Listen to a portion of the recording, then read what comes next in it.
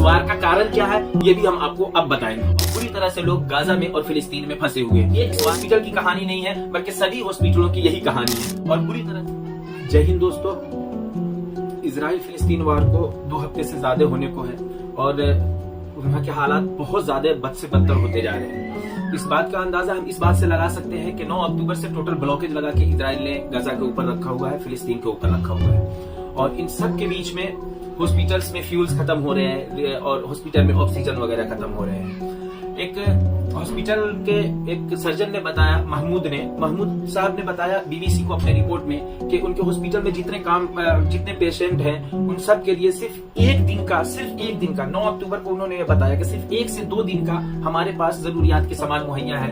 पानी खत्म हो चुके हैं और पानी लेने के लिए हम अभी बाहर निकले हैं, पानी का इंतजाम करने के लिए हम बाहर निकले हैं।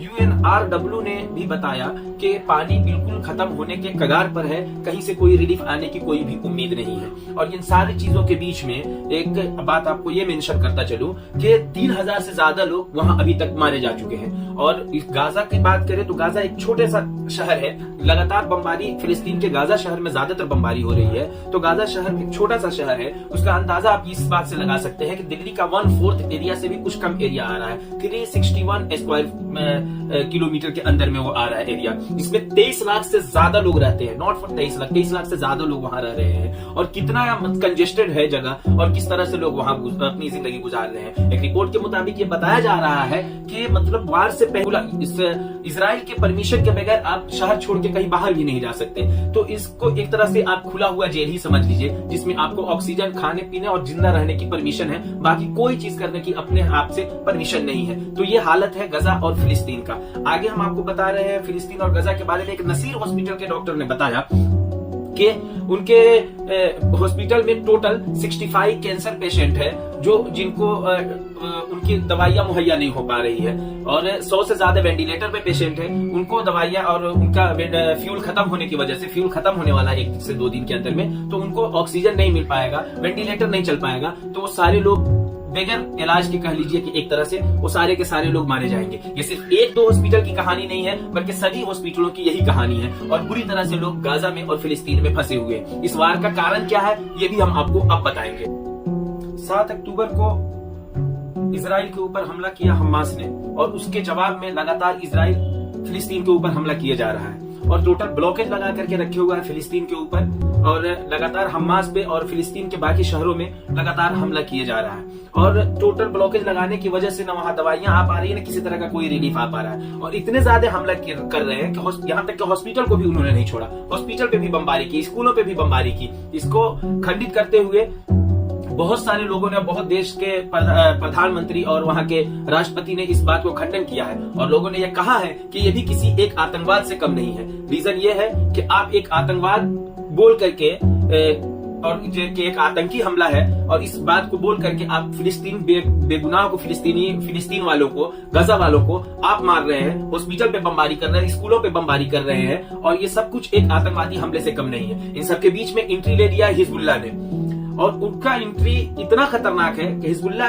के पास लाखों मिसाइल है, लाखों सब कुछ मिसाइल, बम और बारूद वगैरह बहुत सारा जखीरा है उसके पास और वो भी 1-2 हमला किया इजराइल के ऊपर और उसका बदला भी लिया जा रहा है। जबकि वो लिबनान से है, उसका बदला भी लिया जा रहा है किससे? फिलिस्तीन से। उसका बदला भी लिया जा रहा है पूरी तरह से फिलिस्तीन से। एक रिपोर्ट के मुताबिक अभी हाल ही में 1 से 2 दिन पहले बॉर्डर खुला है जिससे थोड़ा सा रिलीफ अंदर आया है, मेडिसिन वगैरह, कुछ खाने पीने के सामान थोड़े बहुत अंदर आए हैं। लेकिन अब इमेजिन कीजिए आप कि चारों तरफ से बमबारी हो रही है, आपके घर में बिजली नहीं है, पानी नहीं है, इलेक्ट्रिसिटी नहीं है, इंटरनेट नहीं है, किसी तरह की कोई सुविधा नहीं है, खाना लेने भी आप बाहर नहीं जा सकते। अगर जाएंगे तो पता नहीं कौन सा बम आप अगले निशाना, आप किस बम के निशाना आप बन जाओगे, कौन सा बम आपके ऊपर गिर जाएगा। इस तरह के हालात में जी रहे हैं फिलिस्तीन वाले, इस तरह के हालात में जी रहे हैं गजा वाले।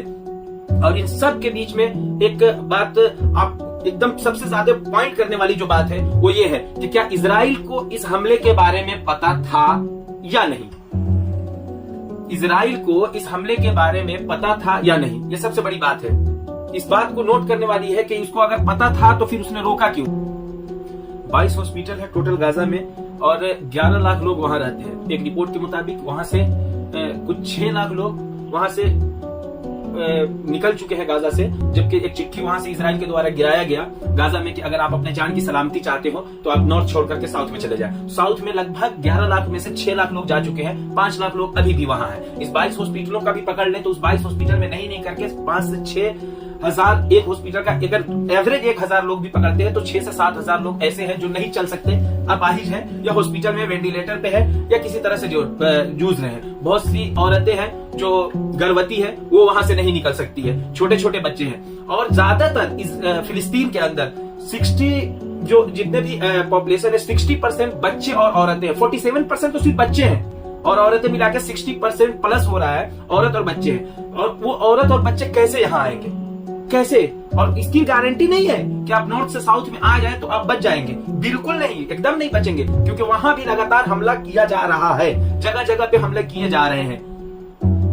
और इसी बीच इस बात को और आगे बढ़ाते हुए जब इजराइल ने अपने फोर्सेस को वहां तैनात करने की बात कही कि हम अपने फोर्सेस को वहां तैनात करेंगे, तो इधर बैठा हुआ एक देश ईरान, वो ईरान कहता है कि हम अगर आप यहाँ फौज भेजेंगे फिलिस्तीन के अंदर तो ये युद्ध बढ़ सकता है, वर्ल्ड वार का रुख इख्तियार कर सकता है, ये युद्ध यहीं पे नहीं रहेगा बल्कि आगे तक बात चली जाएगी और आगे चली जाएगी। इन सब के बीच एक चीज आपको नोट करने वाली ये है कि हम बचपन से सुनते आ रहे हैं कि ईरान ने इजराइल को धमकी दिया है। आज जवानी में वीडियो बना रहे हैं, आज भी वो धमकी ही दे रहा है, आज भी वो धमकी ही दे रहा है, आज भी वो कुछ किया नहीं है। आज भी हिजबुल्लाह उसका ही पाला हुआ है जो आतंकी संगठन कहा जाता है, और हमास ने जो हमला किया वो तो आपके सामने ही है। तो इन सारी चीजों में इजराइल को कहीं ना कहीं सिर्फ धमकाया जा रहा है ईरान के थ्रू, माफ कीजिएगा ईरान वो देश है, ईरान के थ्रू सिर्फ धमकाया जा रहा है, लेकिन कोई ठोस कदम नहीं उठाया जा रहा है। अगर एक मतलब भी ठोस कदम उठाया जाता तो ये नौबत नहीं आती। वो सिर्फ धमका रहा है, दोनों तरफ से अपने ये कह लीजिए कि दो अपने सिक्के छोड़ रखे हैं, वो थोड़ा थोड़ा हमला कर रहे हैं, और बेचारे फिलिस्तीनियन, बेचारे इजराइल वाले जो मासूम मर रहे हैं या मारे जा चुके हैं, उन तमाम लोगों की मौत हो रही है मासूम की, बेगुनाहों की। इसका जिम्मेदार कौन है? हाँ, हम बात कर रहे थे थोड़ी देर पहले कि क्या इजराइल को इस बारे में पता था या नहीं। बिल्कुल पता था। इजराइल की एक सिक्योरिटी कंपनी ने बताया था उनको कि बहुत जल्द हमास कुछ बड़ा करने वाला है, क्योंकि एक एक्टिविटी देखने को मिल रही, एक्सटर्नल एक्टिविटी देखने को मिल रही है हमास के द्वारा। तो आप कुछ न कुछ उस पर कदम उठाइए, कुछ न कुछ उस पर आप कीजिए, उस पर गौर फिक्र कीजिए। लेकिन उसने नहीं किया। क्यों नहीं किया नेतन्याहू ने? इसलिए नहीं किया क्योंकि इंटरनल पॉलिटिक्स इसमें शामिल है। इंटरनल पॉलिटिक्स इसलिए शामिल है कि उसकी सरकार गिरने वाली थी, उसके ऊपर फ्रॉडर्स के केस चल रहे हैं, उसके ऊपर 2-3 लोगों से, अमीर लोगों से, पूंजीपति लोगों से रिश्वत लेने का आरोप है। इन सब का जांच चलने वाला था उनके ऊपर। वो एक कानून लेकर के आए संसद में कि हम सुप्रीम कोर्ट के जो भी फैसले होंगे वो मतलब वो चाहे तो राष्ट्रपति यहाँ का उस फैसले को टाल सकता है। इसके खिलाफ पूरी तरह से पब्लिक रोड पे उतर चुकी थी। अभी 3 महीना पहले की बात है, 2-3 महीना पहले की बात है। ये सारी बातें मैंने अपने पिछले वीडियो में बताया, आप पिछले वीडियो को जाकर के देखिए, उसमें मैंने सारी बातें बताई है। तो ये सारी चीजें थी, उनको अपना सरकार भी बचाना था, तो उसने ये जानबूझ करके अपने ऊपर हमला करवाया। एक तरह से कहा जाए तो ये गलत नहीं होगा, बिल्कुल गलत नहीं होगा। उसने अपने ऊपर जानबूझ के हमला करवाया है। अब आपको एक्टिविटी पता होते हुए भी अगर आप नहीं रोक पा रहे हैं इस चीज को, तो इसका मतलब आपने जानबूझ के अपने इंटरनल पॉलिटिक्स को बचाने के लिए, ये वहां के अखबार लिख रहा है, वहां की टीवी इस चीज को, वहां के टेलीविजन दिखा रहा है। थैंक्सफुली वहां के मीडिया जो है वो फ्री है, वो सरकार के खिलाफ बोलती है। हम नाम नहीं लेंगे कि हमारे भारत की मीडिया बिक चुकी है या गुलाम है, लेकिन ये बात, ये थैंक्सफुली वहां की मीडिया नहीं बिकी हुई है, वो गुलाम नहीं है किसी की, वो पूरी बात दिखाती है, गवर्नमेंट के खिलाफ बोलती है। और ये हकीकत है कि उसकी सरकार गिराने की वजह से ऑन इमरजेंसी उसने अभी लागू करके और चारों तरफ से पूरी तरह से इजराइल को और फिलिस्तीन को इंटरनल पॉलिटिक्स के कारण फिलिस्तीन को बर्बाद कर दिया, गजा को बर्बाद कर दिया। इजराइल में भी लोग बेकसूर बेगुनाह लोग मारे जा रहे हैं या मर रहे हैं या मर चुके हैं। इन सब के जिम्मेदार इंटरनल पॉलिटिक्स है, इंटरनल पॉलिटिक्स है। और यही रीजन है कि बेगुनाह माने जा रहे हैं, बेकसूर माने जा रहे हैं। मेरी बात से आप कितना सहमत है, इस बात को कमेंट करके मुझे बताइएगा। मुझे दीजिए इजाजत। वीडियो अच्छी लगी हो तो लाइक कीजिए, सब्सक्राइब कीजिए, और जहां तक हो सके इस बात मेरे वीडियो को शेयर कीजिए। जय हिंद।